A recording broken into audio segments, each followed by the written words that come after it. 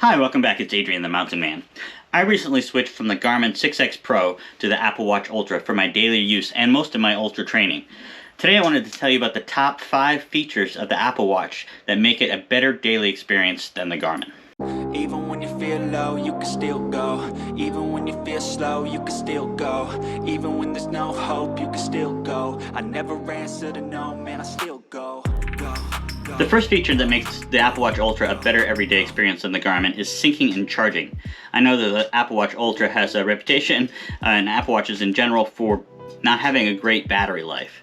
The flip side of that is the Apple Watches charge via USB-C. So I've been able, with my Apple Watch Ultra, to get a 2-day battery life, but I can take this off, like if I get in the shower, if I'm cooking, if I'm watching YouTube video, I can take this off and put it on the magnetic charger, and within 20 minutes it's got most of its charge back. If you have a Garmin, you know, sometimes it can take a long time to charge. In conjunction with the faster charging, the Apple Watch also syncs a lot faster than the Garmin. I have a Spotify playlist that I've been just adding music to for years. It'll last me a whole 100-mile race, and that can take hours to sync up on the Garmin, but it doesn't take that long at all on the Apple Watch. So that's a good thing. If you have a playlist, or if you want to switch out playlists or add a playlist, and you're heading out the door, you can do that really quickly on the Apple Watch.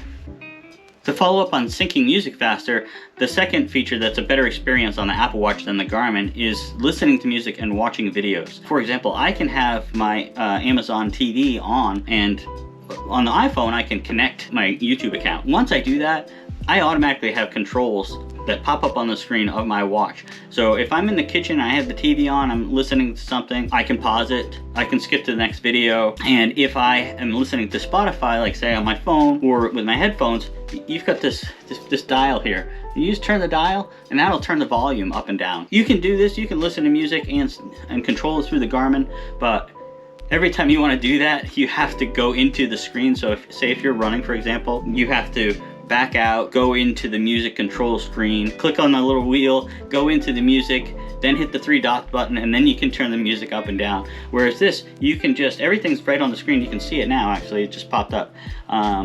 So you can change the track, so you can pause and play, and also control the volume a lot easier. And that's, like I said, that's just a much better experience on the Apple Watch. Alright, the third feature that you can also do on the Garmin, but it's just much better on the Apple Watch, is navigation. If I'm in the car and I call up Apple Maps and put in a destination, the directions will automatically pop up on my watch.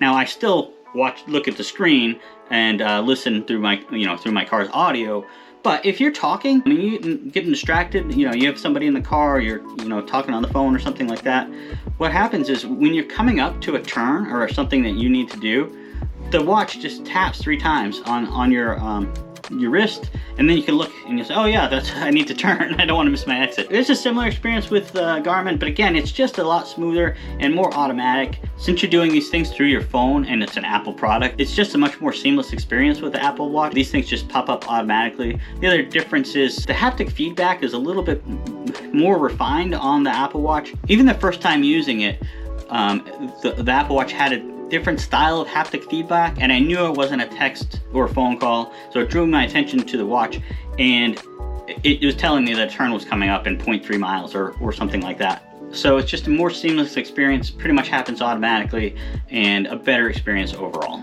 Okay, the last 2 features that make this a better experience than the Garmin for everyday use are kind of tied into each other, and that is you have the cellular connection as well as being able to respond to texts and to phone calls.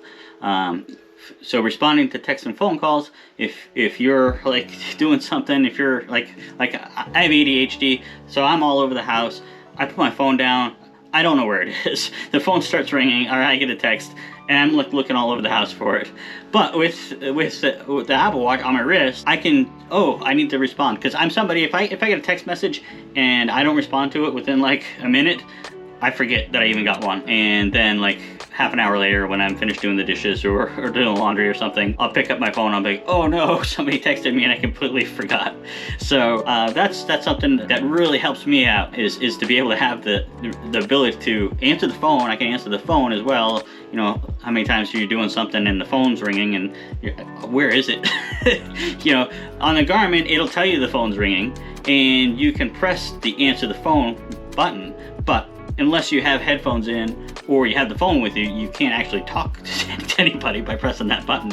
And the same with text messages. You get the notification, but you don't have the ability to respond right from the watch. Also, the second part of that and the last feature is the Apple Watch has a cellular connection. Like I said before, I run with, I listen to music. So I run with my phone a lot. I also run in places where if I get hurt, obviously I have a history, I have a metal ankle from falling in the woods. I always want to have my phone with me, but that's a lot. That's a lot of weight, that's a lot of space.